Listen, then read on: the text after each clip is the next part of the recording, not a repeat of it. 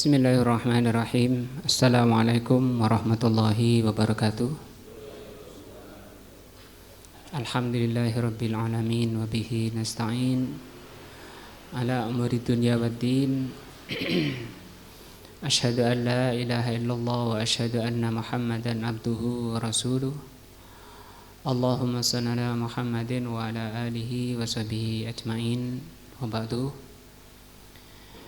Pelajaran kita pagi ini adalah materi akidah atau keimanan yang mukaddimahnya sudah kita bahas 2 kali pertemuan dengan membahas hadis dari sahabat Barra ibnu Azib,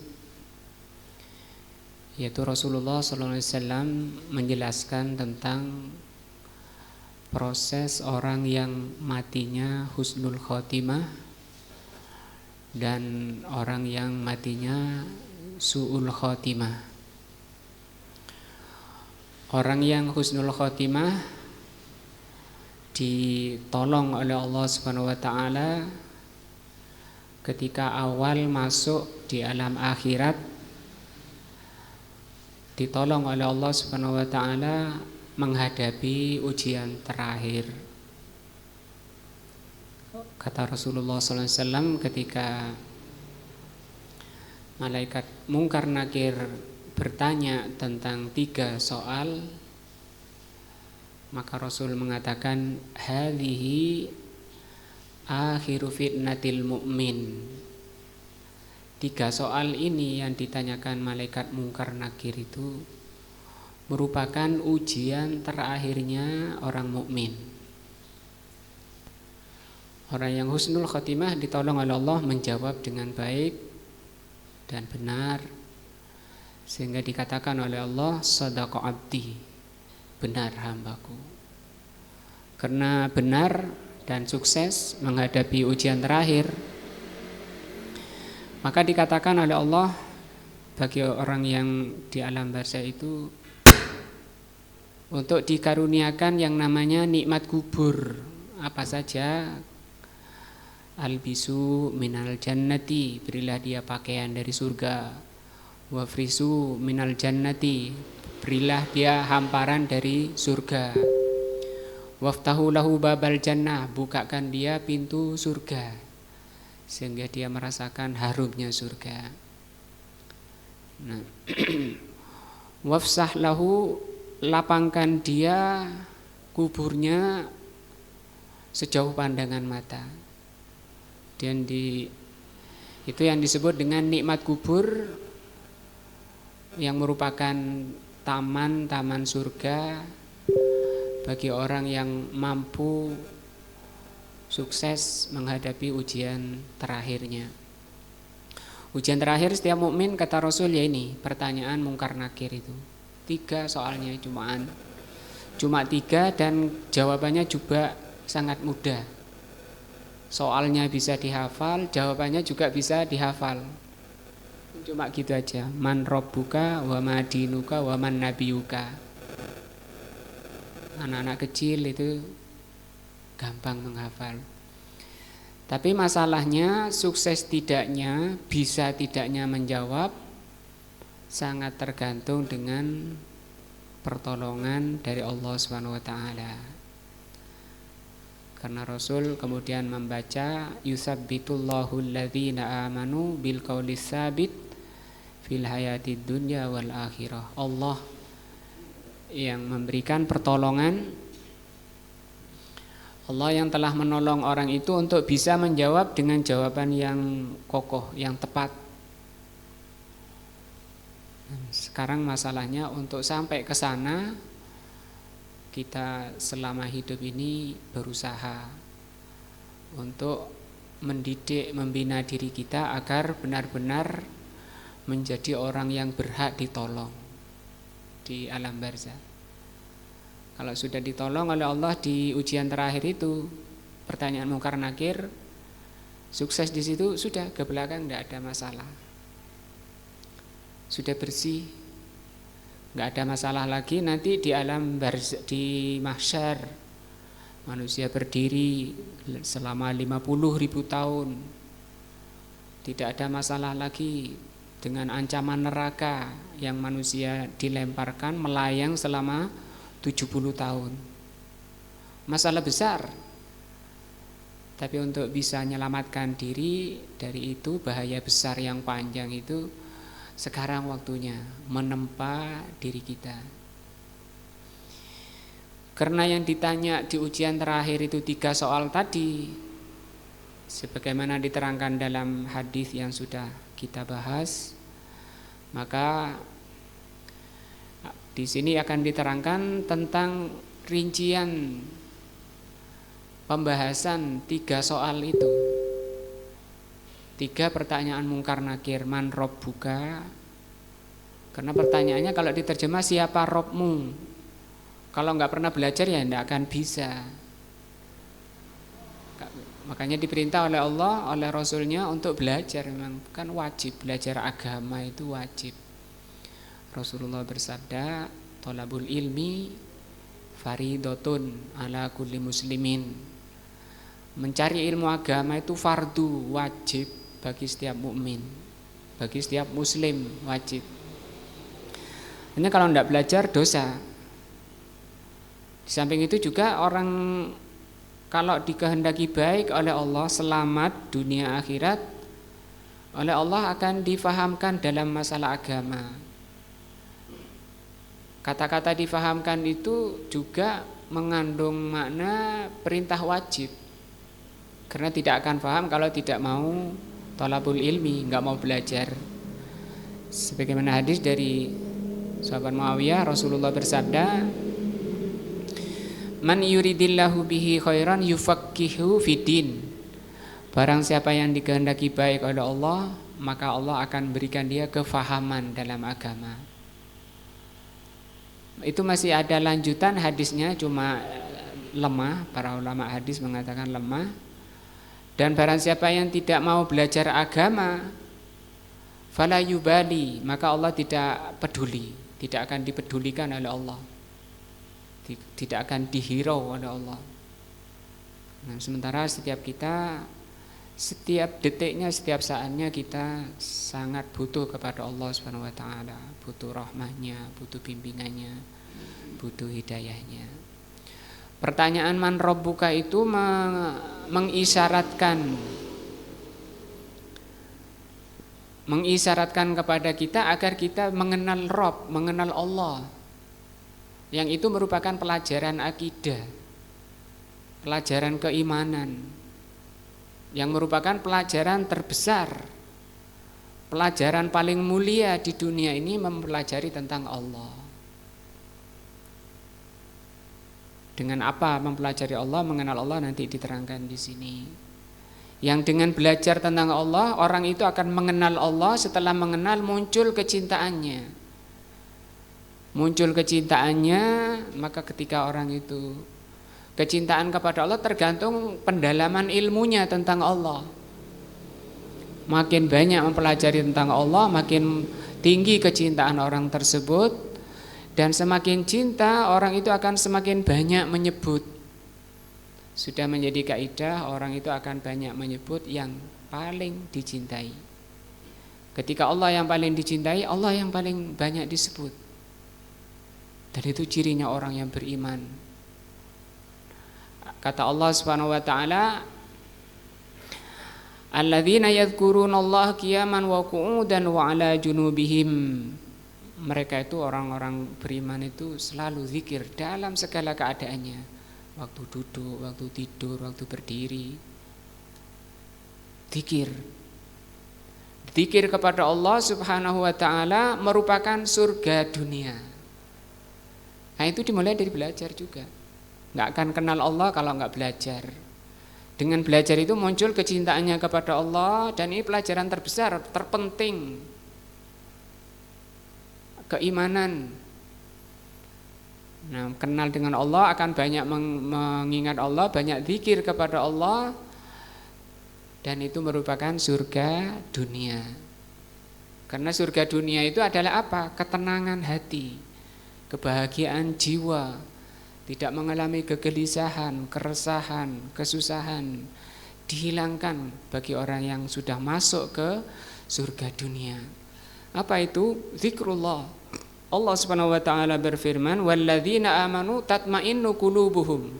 Ya, orang yang beriman itu tenang hati mereka. Itu surga dunia, ketenangan. Kan kita saksikan banyak orang dunianya, hartanya sudah enggak terhitung, tapi dia masih belum mendapati ketenangan itu.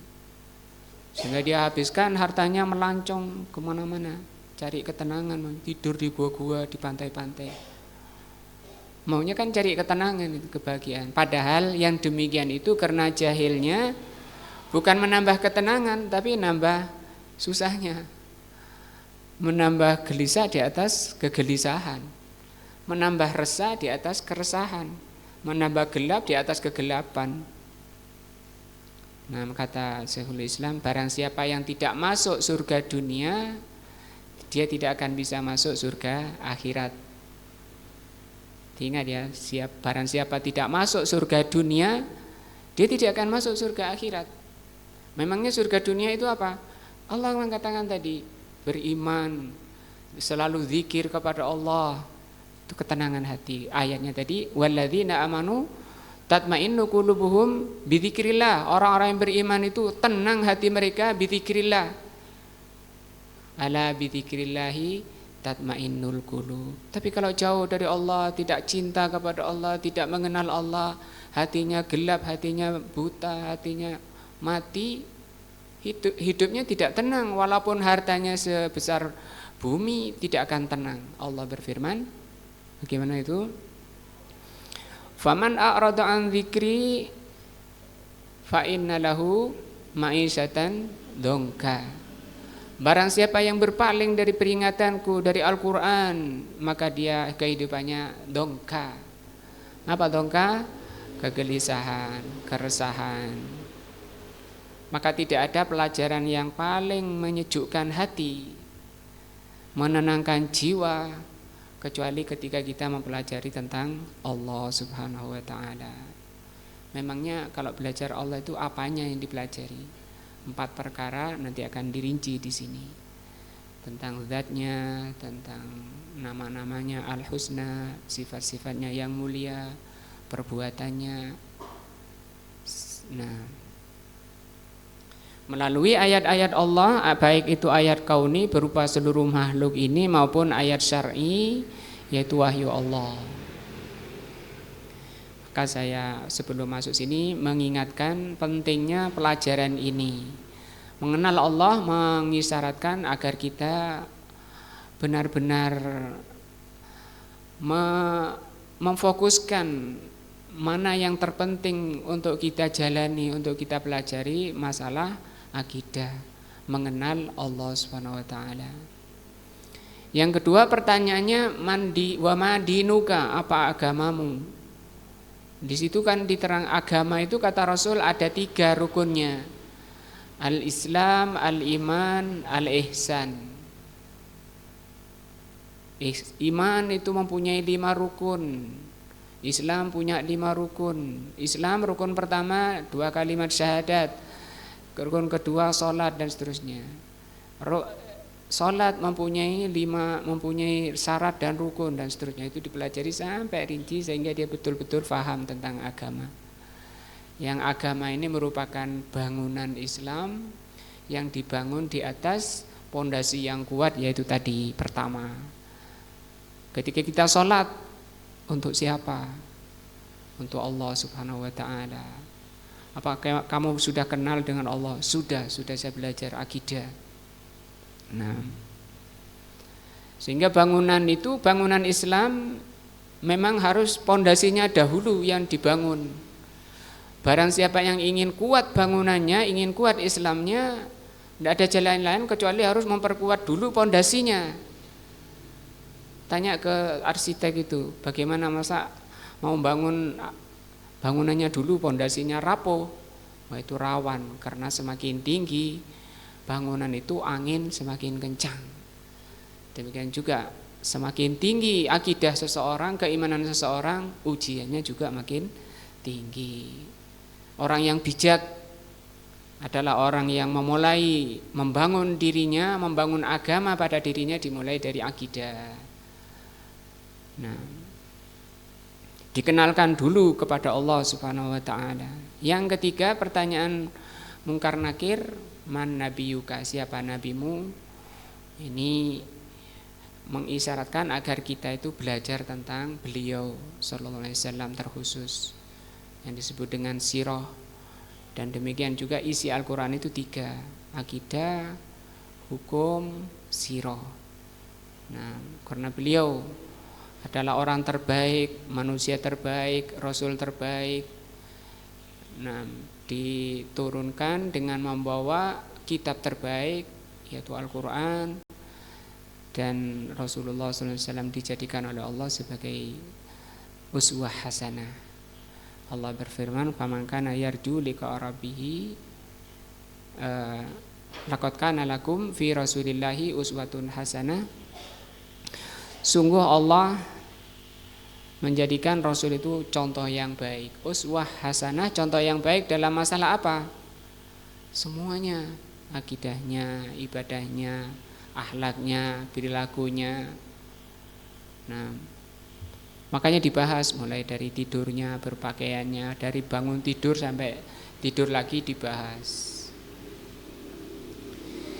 Nah, ini pentingnya kita belajar akidah ya, ini pelajaran akidah. Kita akan masuk di muqaddimah dulu. Muqaddimah dari kitab ini. Syarah itu penjelasan. Salah satu usul 3 dasar. 3 dasar itu tadi. Man rabbuka wa ma dinuka wa man nabiyuka.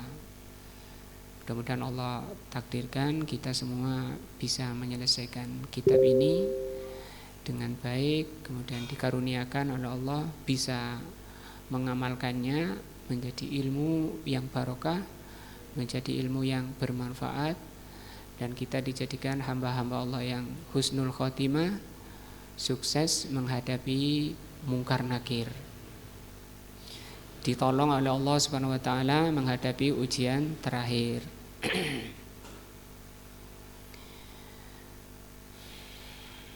Dan ini kitab terbaik, kitab akidah paling tipis, karena kitab akidah juga banyak, mulai dari paling tipis, agak tebal sampai yang tebal. Nah, ini kitab paling tipis. Mudah-mudahan walaupun tipis menjadi ilmu yang bermanfaat. Beliau memulai dengan bismillah. Nah, ini kemarin pelajaran kita tafsir juga sudah dibahas dengan tentang bismillah ya. Ini juga dibahas diulang di sini karena kitab lain. Ini kitab akidah dimulai dengan bismillah.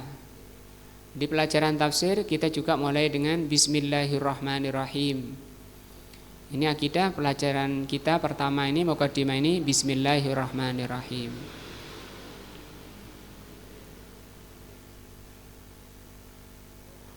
Tentang bismillah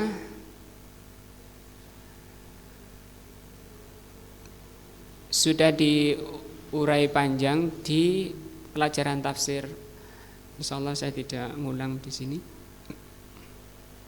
Cuma mau dibahas kenapa sekarang kalau para ulama dahulu kalau menulis kitab itu dimulai dengan basmalah.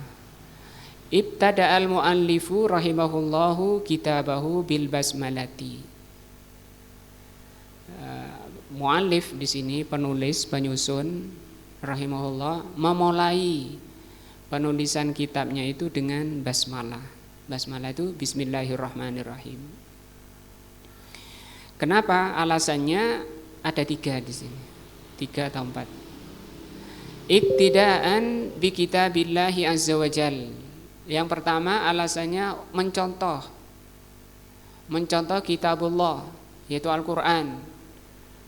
Fa innahu mabdu'un bil basmalah, karena Al-Quran itu dimulai dengan basmalah kecuali Al-Bara'ah, surat At-Taubah. Nah, Yang kedua, wa ittiba'an li hadis, mengikuti hadis. Terutama kita yang mengaku ahlus sunnah, atau nama lain dari ahlus sunnah itu ahlul ittiba. Ittiba itu ngikut, karena kata Abdullah ibnu Mas'ud, ittabi'u itu artinya ikuti saja agama yang sudah baku, agama yang sudah dijalani oleh Rasulullah SAW dan para sahabatnya. Ikuti saja, gak usah nambahi, gak usah ngurangi dari apa yang telah dijalani oleh Rasul dan sahabatnya. Itu Ahlus Sunnah, dikenal juga namanya banyak, nama-nama Ahlus Sunnah itu banyak. Ada disebut At-Taifah Al-Mansurah, Al-Firqatun Najiyah, Ahlul Athar, Ahlul Ittiba. Ittiba itu mengikut. Kata Abdullah bin Mas'ud radhiyallahu an, ittabi'u wa la tabtadi'u. Ikut saja agama yang benar, baik mulai dari cara memahami, cara mengamalkan, dan cara mendakwahkan sudah dicontohkan oleh Rasul dan sahabat.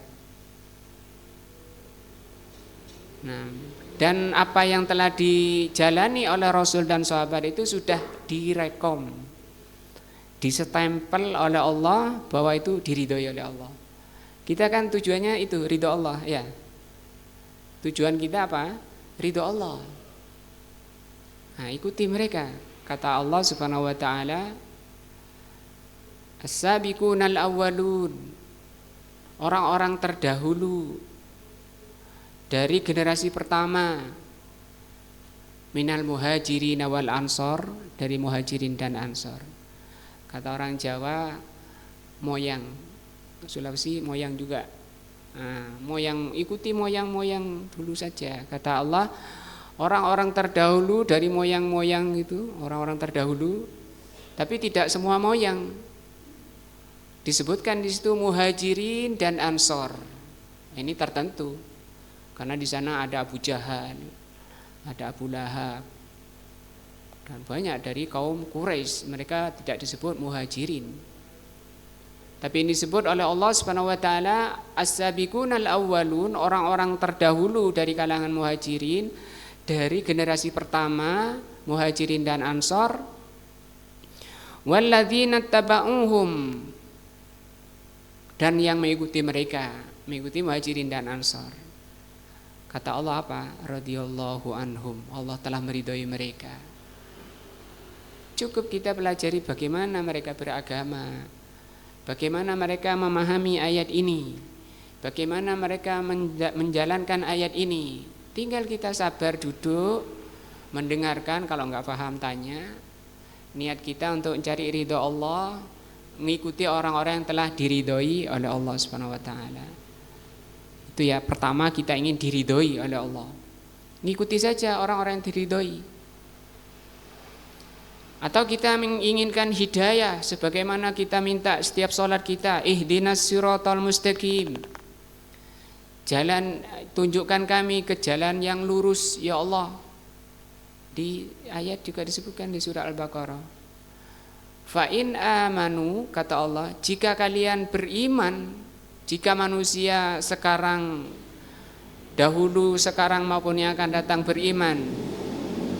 Nah, bimitsli ma amantum, seperti imannya kalian. Kalian di situ adalah sahabat.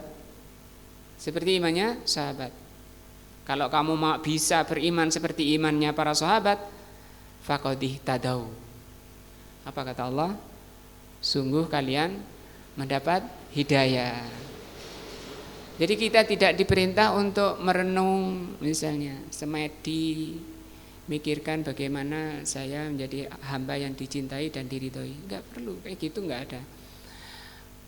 Cukup kalian duduk hadir di majelis ilmu, cari ustadz yang lurus, yang benar, yang menyampaikan apa yang dibawa oleh Rasul dan sahabat, yang amanah, yang tidak hanya menyampaikan tapi tidak mengamalkan.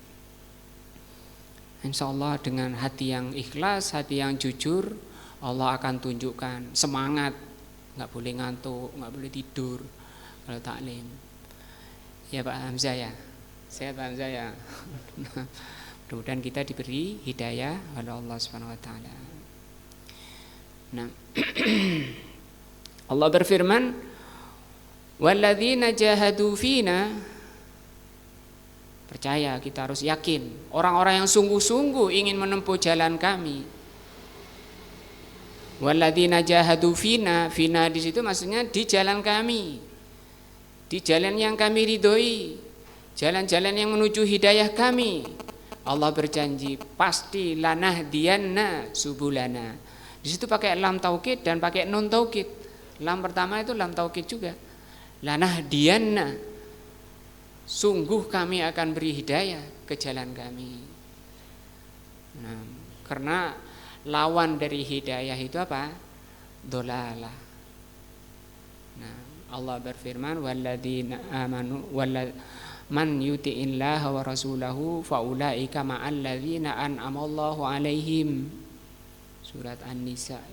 Barang siapa yang taat kepada Allah dan Rasulnya, maka dia bersama orang-orang yang diberi nikmat oleh Allah.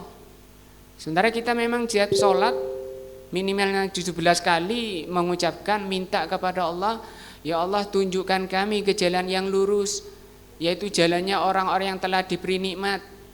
Siapa orang yang telah diberi nikmat? Di situ Allah terangkan, man yuti'illaha wa rasulahu, barang siapa yang taat kepada Allah dan Rasulnya, faulaika ma'al ladzina an'amallahu alaihim, maka mereka akan bersama dengan orang-orang yang diberi nikmat.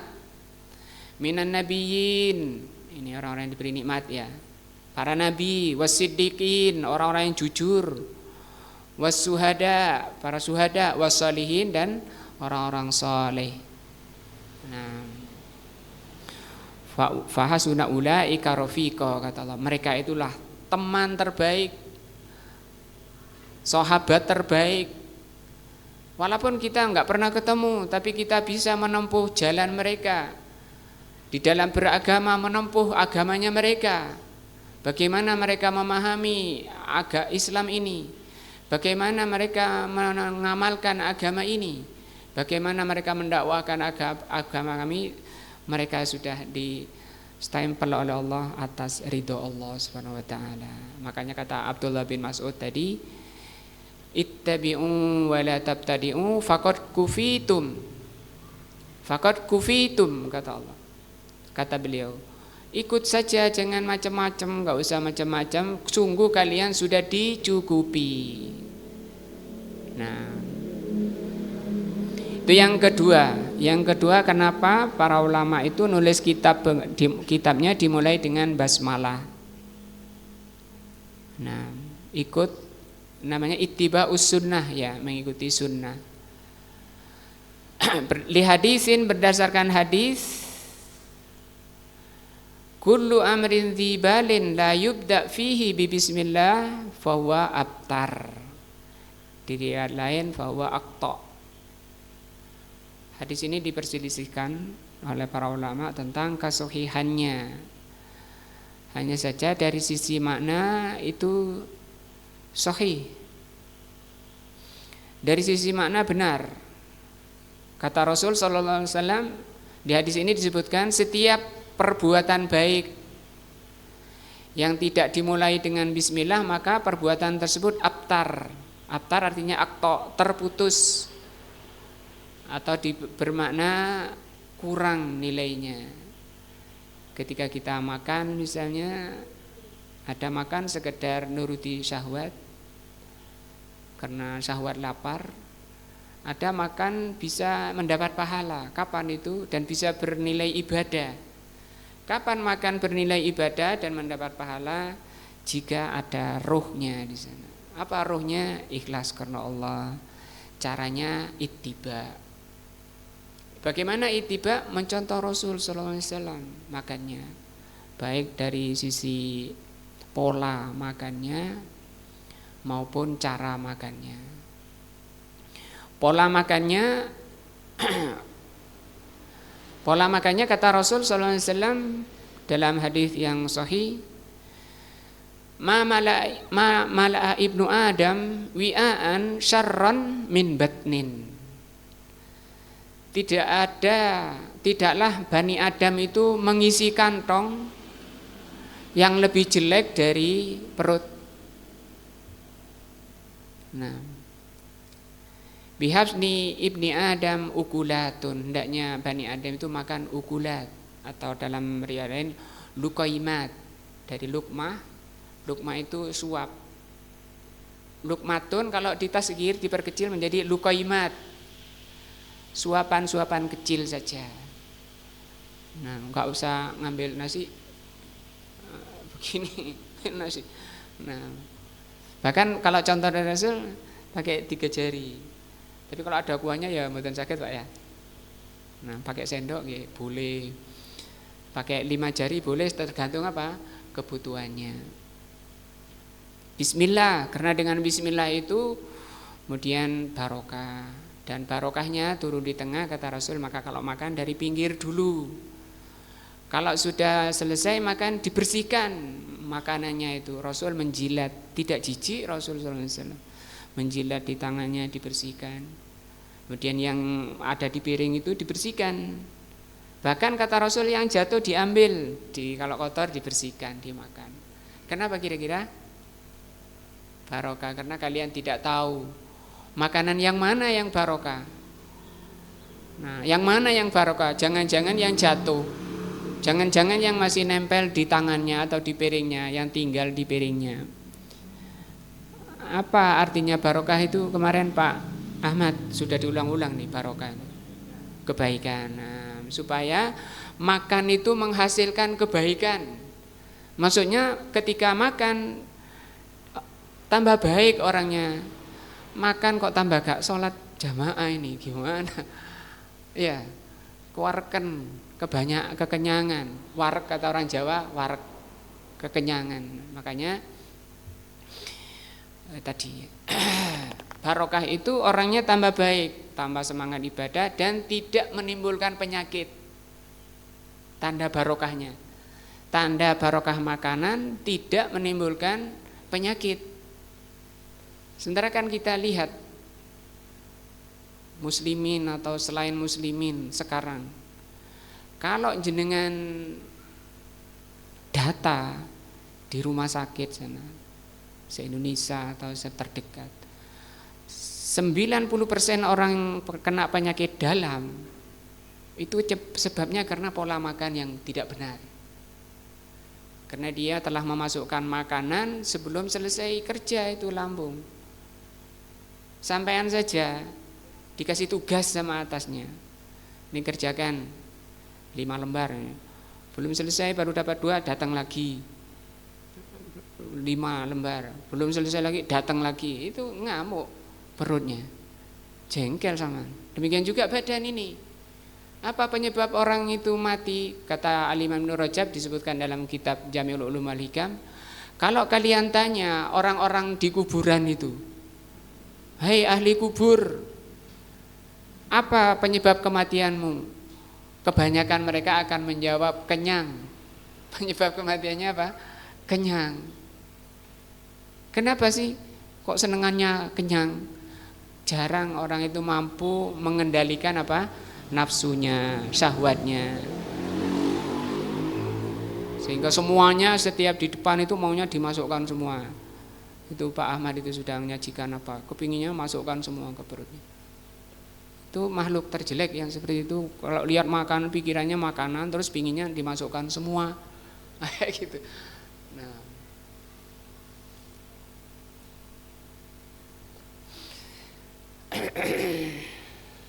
karena nafsu itu memang sifatnya buta. Artinya buta itu tidak memperdulikan akibat, baik akibat dunia maupun akibat akhirat. Maka perlu yang namanya pengendali, yaitu akal dan agama. Ketika orang jauh dari agama, yaitu yang dituruti nafsunya saja, akibatnya makanan pun tidak mengerti adab makan, tidak baca bismillah, sisanya masih banyak, berjatuhan, tidak diambil. Ini adab-adab yang jelek ketika makan. Dan itu namanya tidak apa? Ittiba, tidak mengikuti sunnah. Maka agama ini sangat sempurna dan sangat indah, sangat bagus. Barokah ketika kita pahami dengan benar, kita amalkan dengan ikhlas. Barokah. Orangnya sehat-sehat, kuat. Kata Rasul sallallahu alaihi wasallam, kalau kamu makan lukaimat beberapa suap saja, liyukim nasolbahu, sekedar menegakkan punggung. Selama punggungnya masih bisa tegak, gak usah mikir makanan. Baru kalau sudah bengkok gini, enggak apa-apa mikir makanan. Untuk apa? Makan itu untuk menegakkan punggung. Ini yang paling afdol. Kalau terpaksa masih kepingin lagi, wa illa mahalata, kata Rasul, kalau masih terpaksa, sepertiga diisi perutnya, sepertiga makanan. Sulusun li ta'amihi, wa sulusun li syarabihi, wa sulusun li nafasihi. Sepertiga makanan, sepertiga minuman, sepertiga untuk nafas. Nah itu dipenuhi sampai gak iso nafas. Menggeh ini. Adzan gak dengar. Tahu-tahu orang-orang sudah pada selesai jamaah. Nah, tertimbun oleh apa? Makanan. Maka hadis tadi itu menjelaskan bahayanya apa? Perut. Dan bahayanya orang mengikuti nafsu. Makanya kalau ingin bebas dari nafsu tadi, ittiba, mengikuti sunnah. Nah, ini sehat, bagus, kuat orangnya. Nah, dan ini kata Rasul sallallahu alaihi wasallam, khairun wa habbu ilallah, orang yang kuat itu, orang mukmin yang kuat itu apa? Khairun, lebih baik, wa habbu ilallah. Jadi orang semakin tinggi keimanannya, semakin baik nilainya dan semakin dicintai oleh Allah. Itu hadis ya, hadisnya. Hadis sahih. Al-mu'minul qawi, orang mukmin yang kuat, khairun wa ahabbu ilallah, lebih baik dan lebih dicintai oleh Allah. Di tafsir hadis ini diterangkan bahwa semakin orang meningkat keimanannya, semakin dicintai oleh Allah. Sehingga yang patut kita perkuat adalah keimanan. Menghabiskan pikiran, menghabiskan tenaga, bagaimana kita ini menguatkan iman. Karena itu akan semakin dicintai oleh Allah, lebih baik. Kata Rasul, lebih baik daripada mukmin yang lemah. Kuat, yang kuat. Tapi yang dimaksud kuat di situ, kuat apanya? Imannya. Yang kuat apanya? Imannya. Karena pendorong orang untuk ibadah kepada Allah itu iman. Dan orang dinilai itu dengan iman dan amal solehnya, bukan dinilai dari besar badannya, kuat badannya, tidak itu. Sehingga kita sering dapati orangnya kurus, krempeng, tua, tapi masya Allah di saf depan, belum adzan dia sudah siap, wis ganteng, bau harum. Ada yang badannya besar, kuat, tidur ngorok. Gimana itu? Mana yang lebih baik? Nah, kenapa dia kok tidur? Kenapa dia nggak perhatian terhadap ibadahnya? Tadi lemah. Nah, kenapa kok lemah? Keluarkan mengikuti nafsu. Nah, yang ketiga sebabnya, alasannya kenapa ulama kalau nulis kitab dimulai dengan Bismillahirrahmanirrahim. Yang pertama tadi mencontoh Al-Quran, yang kedua mengikuti hadis. Nah, yang ketiga wa iktidaan bir Rasul sallallahu alaihi wasallam. Yang ketiga untuk mencontoh Rasul sallallahu alaihi wasallam. Dan ini sunnahnya kalau menulis kitab, nulis buku mulai dengan Bismillahirrahmanirrahim. Atau juga surat-surat. Kalau di Indonesia kan nulis surat mulai dengan ini, Assalamualaikum warahmatullahi wabarakatuh. Yang dicontohkan Nabi bukan dengan Assalamualaikum, tapi dengan Bismillahirrahmanirrahim.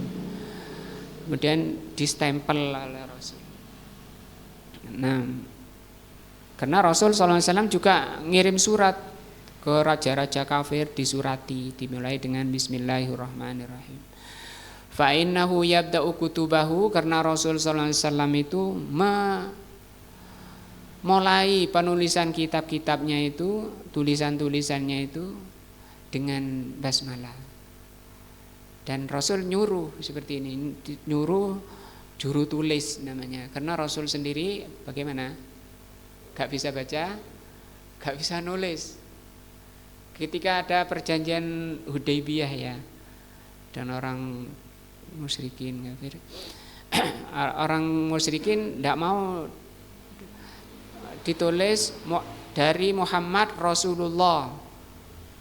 Yang kafir tidak mau, itu hapus Rasulullah itu apa? Kalau saya iman pada Rasul, ngapain perang? Ngapain musuhan? Kalau saya yakin Muhammad itu Rasul, hapus. Kemudian Ali suruh hapus, Ali dihapus itu. Enggak, kata Ali, enggak tega, Ali enggak tega nulis Rasulullah itu. Sampai Rasulullah sendiri datang. Mana sih tulisan Rasulullah itu yang mana? Artinya apa? Rasulullah sendiri enggak bisa baca. Yang mana yang Rasulullah itu yang mana? Ini Rasul. Nah, ya itu yang dihapus. Nah, orang terbaik, nggak bisa baca, nggak bisa tulis. Karena semua yang beliau sampaikan, beliau fahami, beliau amalkan itu dari Allah Subhanahu wa taala. Keliru oleh Allah ditegur. Begitu juga kita. Selamat, pasti selamat barang siapa yang ittiba kepada Ar-Rasul, apalagi kita mengaku sebagai ahlus sunnah wal jamaah lagi. Nah, ini insya Allah pembahasan pagi ini tentang kitab ini, tentang kenapa ulama itu kalau menulis kitabnya dimulai dengan Bismillah. Pembahasan selanjutnya jar majrur muta'alliqun bimahdhufin. Ini bisa dimurajaah, didengarkan ulang di pelajaran tafsir pelajaran pertama, itu surat Al-Fatihah. Pelajaran pertama kan bahas ini, Bismillahirrahmanirrahim. Nah,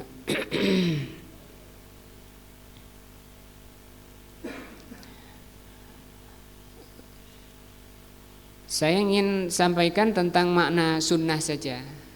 Tadi kan kita meyakini, bahkan kita mengaku sebagai ahlus sunnah. Tapi masih banyak di antara kita yang belum tahu apa itu sunnah. Ya. Mengartikan sunnah itu ada minimal 3 ya. Saya sampaikan 3. Dari ahli lughah, ahli bahasa. Yang kedua dari muhaddisin. Yang ketiga dari fuqaha. Atau mau keempat usuliyun, ahli usul. Kalau pertama dari ahli lughah, ahli bahasa. Cuma pertama sebelum diterangkan ahli bahasa ini, bahwa bahasa itu bukan agama.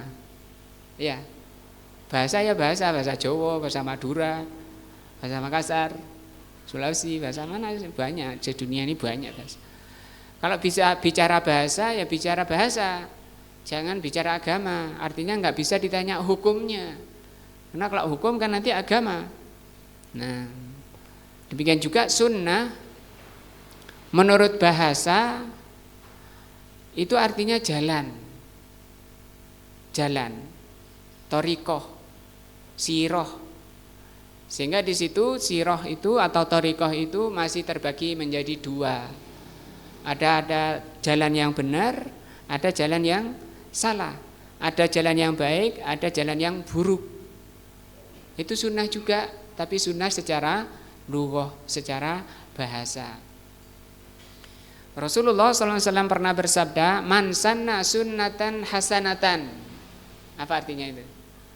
Barang siapa membuat jalan yang baik, falahu ajruhu, maka dia mendapat pahala, ya, mendapat pahala, wa ajru man amila biha, dan mendapat pahala sebanyak orang yang meniru, mengikuti jalan baik tersebut.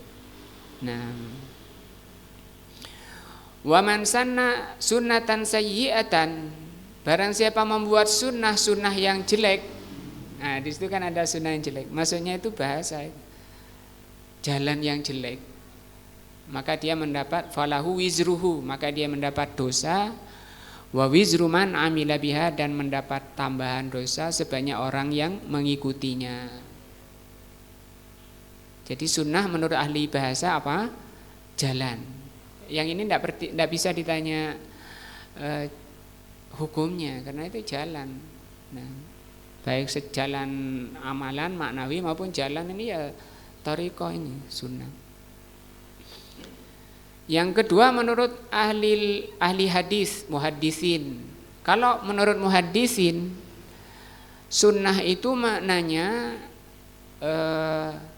ma usira anin nabi min qaulin wa fi'lin au takririn wa sifatin khalqiyatin wa hulukiyatin min qabli bi'satin wa ba'dihi. Kalau menurut ahli hadis, sunnah itu sesuatu yang dinukil dari Nabi, baik itu ucapannya, perkataannya, perbuatannya, sifat-sifatnya, takrirnya. Takrir itu penegasannya, izinnya, semua yang datang dari Nabi, yang dinukil dari Nabi.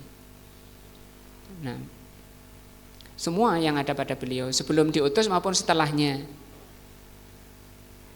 Yang ketiga menurut ahli usuliyun mengartikan sunnah itu adalah selain semua yang datang dari Nabi berkenaan dengan agama yang tidak ada di dalam Al-Quran. Sehingga kita sering dapati di dalam kitab-kitab itu dalil dari Alkitab, maksudnya dari Al-Quran ayat ini. Dalil dari As-Sunnah, nah, maksudnya dari As-Sunnah dari Nabi, bukan dari kitab, itu dari usul. Yang keempat, sunnah menurut ahli fikih. Menurut ahli fikih, sunnah itu adalah amalan yang diajarkan oleh Allah dan Rasulnya, apabila dikerjakan mendapat pahala, kalau ditinggalkan tidak berdosa. Seperti apa? Sunnah rawatib, sunnah puasa Senin Kemis. Itu sunnah menurut siapa? Ahli fikih. Tapi syaratnya tadi ada contoh dari Nabi baru dibilang sunnah. Jangan bilang sunnah kalau ini tidak dicontohkan oleh Nabi. Dari sisi bahasa salah, dari sisi menurut ahli hadis, menurut ahli usul itu kalau nggak ada contoh dari Nabi itu bukan sunnah. Nah, kemudian ahlus sunnah. Ahlus sunnah ini merupakan satu kelompok, sudah satu faham, thariqah. Nah, kata Al-Imam Ibnu Hazm ini termasuk ulama mutaqaddimun, ulama salaf terdahulu. Di bawahnya imam-imam seperti Imam Abu Hanifah, Imam Malik, Imam Syafi'i. Kata beliau, wa ahlus sunnah itu alladzina nadhkuruhum ahlul haq. Ahlus sunnah itu adalah orang yang kita bilang ahlul haq. Jadi ahlul haq itu adalah ahlus sunnah. Golongan yang benar itu ahlus sunnah. Ini yang dikenal oleh dari zaman Nabi sampai imam-imam ahlus sunnah. Golongan yang benar itu adalah golongan ahlus sunnah. Kalau mereka bilang ahlus sunnah, itulah ahlul haq. Karena nanti lawannya waman adahum. Adapun selain ahlul haq, kata beliau, fa ahlul bid'ah. Kata Ibnu Hazm, selain ahlus sunnah, mereka namanya ahlul bid'ah, atau di perkataan lain ahlul ahwa, pengikut hawa nafsu. Kalau di sini karena nih sunnah lawannya bid'ah. Fa innahum as-sahabah, siapa ahlus sunnah? Yaitu ahlul haq. Kata beliau, mereka itu adalah sahabat Nabi radhiyallahu anhum. Wa kullu man salaka nahjahum, dan setiap orang yang menempuh jalan mereka. siapapun. Nah, mudah-mudahan kita termasuk, dan kita sering toh ngaku kita meyakini kita ini ahlus sunnah. Nah, maksudnya sampean ahlus sunnah ini apa? Saya di dalam beragama mengikuti thariqahnya sahabat radhiyallahu anhum karena mereka diridhoi oleh Allah. Min khiyarit tabi'in, yang mengikuti sahabat dari tokoh-tokoh tabi'in, summa ashabul hadis, kemudian ahli hadis, wa man tabi'ahum minal fuqaha, kemudian orang-orang yang mengikuti sahabat dari para fuqaha, jailan fajailan, terus menerus ila yaumina hadza, sampai hari kini. Wa man iktada bihim minal awam, demikian juga orang yang mengikuti para sahabat, mengikuti ahli hadis dari muslimin yang awam. Jadi muslimin awam itu masih dikatakan sebagai ahlus sunnah. Kadang walaupun kita mengatakan orang awam kan amalannya banyak, enggak mencocoki sunnah. Iya, asalnya mereka ahlus sunnah. Maka disampaikan dulu ahlus sunnah itu mengikuti sahabat. Nah, dengan menyampaikan definisi ini orang nanti akan menyeleksi, mengoreksi, mungkin ada pemahaman, mungkin ada pengamalan selama ini, selama hidupnya yang tidak ada pada Rasul dan sahabat, mulai ditinggal oleh orang-orang awam. Fi syarqil ardi wa gharbiha, mulai dari bumi paling timur sampai paling barat, rahmatullahi alaihim. Nah, ini definisi ahlus sunnah yang sudah disepakati oleh muslimin, orang-orang yang mereka itu ahlul haq, mereka itu yang mengikuti Rasul dan sahabat.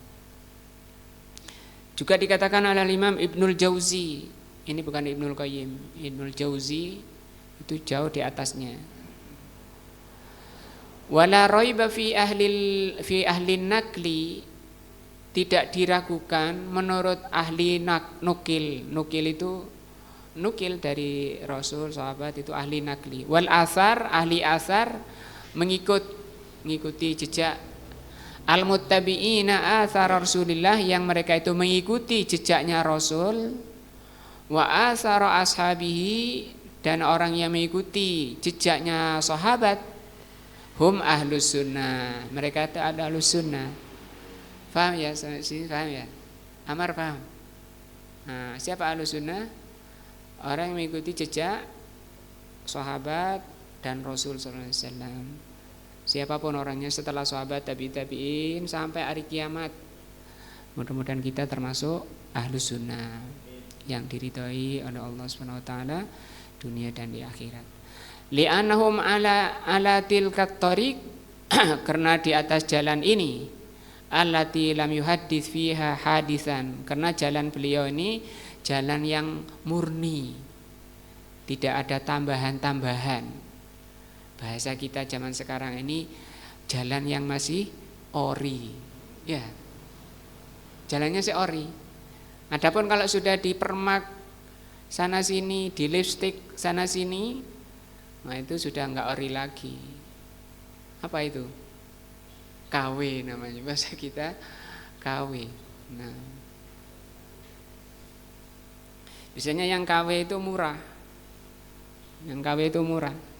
Nah, kalau punya cita-cita, keinginan itu jangan yang murah-murah, yang tinggi-tinggi. Wa innama waqa'at al hawadis wal bidah, karena terjadinya tambahan-tambahan itu ba'da Rasulillah sallallahu alaihi wasallam wa ashabihi, terjadinya penambahan-penambahan lipstik terhadap thariqah Rasul dan sahabat itu, kata beliau, kata Ibnul Jauzi, setelah sahabat Nabi, masa siapa? Tabi'in. Itu sudah banyak lipstik tambahan-tambahan terhadap agama Allah. Nah,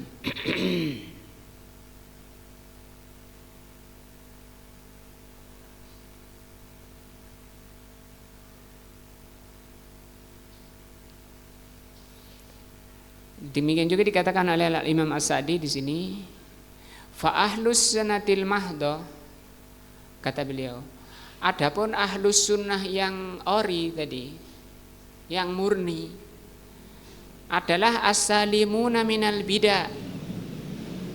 Ahlus sunnah yang ori, yang murni, yaitu muslimin yang selamat dari tambahan-tambahan di dalam beragama. Beragama di sini meliputi akidahnya, meliputi amalannya, mengikuti cara dakwahnya. Siapa mereka ahlus sunnah yang ori itu? Alladzina tamassaku bima kana alaihin nabi, yaitu orang-orang yang berpegang teguh dengan apa yang ada pada Nabi sallallahu alaihi wasallam, wa ashabuhu, dan yang ada pada sahabat Nabi. Makanya Rasul mengatakan ketika nanti umat ini hidup panjang, fa innahu man ya'is minkum, kalau kalian nanti hidup panjang sampai akhir zaman, kata beliau, fasayarah ikhtilafan katsira, pasti kalian akan mendapati perpecahan yang banyak. Digambarkan oleh Rasul nanti umatku ini dihadapkan ada perpecahan, golongan-golongan, partai-partai, ormas-ormas banyak. Wah, bingung kan? Sekarang kan banyak orang bingung. Tapi Rasul sallallahu alaihi wasallam ngasih solusinya. Alaikum bisunnati, wajib kalian berpegang kepada sunnahku, wa sunnatil khulafair rasyidin. Makanya sunnah juga bukan hanya pada Rasul saja, pada sahabat juga, khulafair rasyidin. Nah, wa'addu 'alaiha, tamassaku biha, pegangi itu, wa'addu 'alaiha bin nawajid, gigit dengan gerahamnya. Wa iyyakum wa muhdatsatil umur, gak usah kalian nambah-nambah dari apa yang ada pada Rasul dan sahabat. Juga Rasul sallallahu alaihi wasallam mengatakan, inna man kana qablakum iftaraku ala ihda wa sab'in, Yahudi itu pecah menjadi 71 golongan, dan Nasara pecah menjadi 72 golongan. Wasataftariku ummati, dan umatku akan pecah menjadi 73 golongan. Sintani wasab'un finnar, yang 72 itu masuk neraka.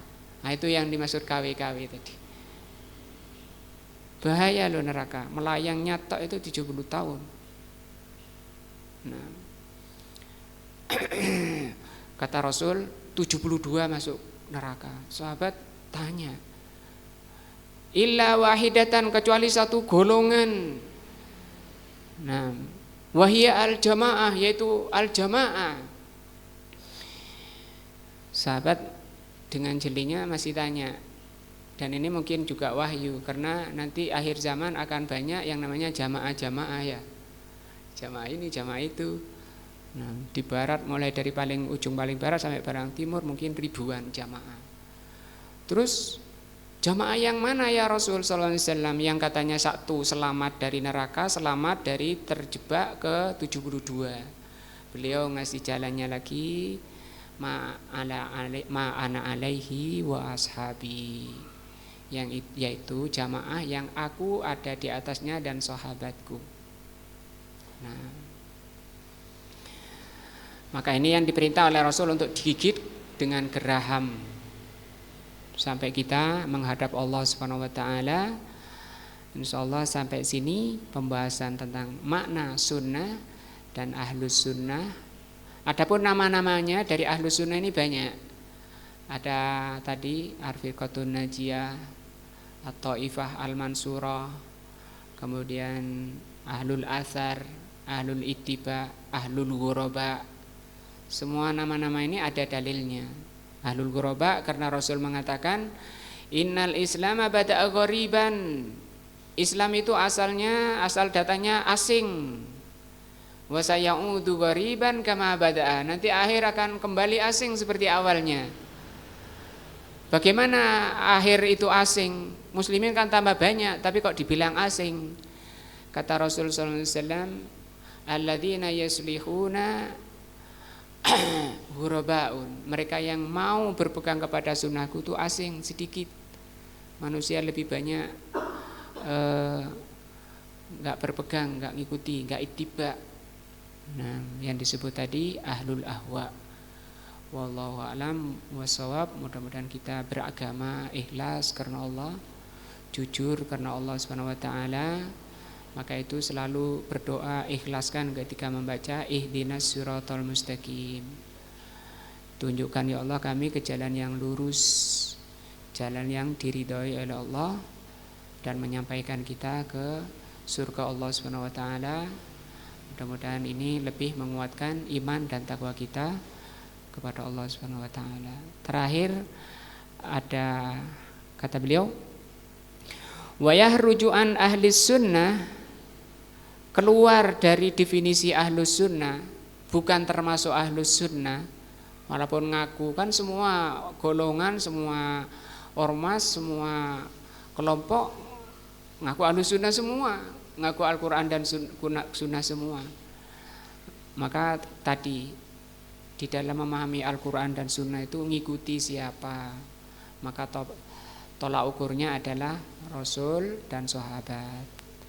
Maka kata beliau, keluar dari definisi ahli sunnah kullu ashabil ahwa, semua pengikut hawa nafsu, beragama ngikuti hawa nafsu, gak enak, gak cocok dengan perasaan, dengan akal saya. Nah, maka agama ini bukan perasaan, agama ini bukan akal, agama ini wahyu dari Allah Subhanahu wa taala yang diturunkan melalui Rasulnya termulia malaikat Jibril, disampaikan kepada Rasul termulia dari kalangan manusia, yaitu Rasulullah Muhammad sallallahu alaihi wasallam. Sebagaimana dikatakan oleh Al-Imam Al-Barbahari rahimahullah, inna dina innama ja'a min kibalillah, sesungguhnya agama ini datangnya dari Allah.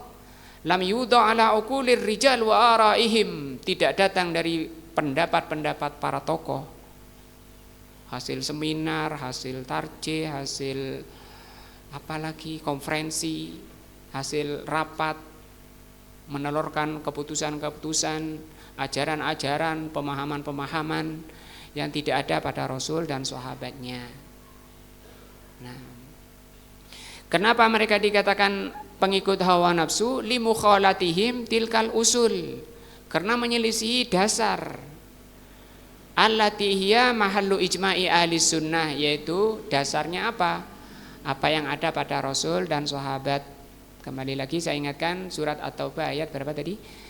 100. Nah, orang-orang terdahulu dari Muhajirin dan Ansor itulah standar tolak ukur kita di dalam menjalankan agama Allah Subhanahu wa taala. Insyaallah ini yang bisa kita bahas pagi ini.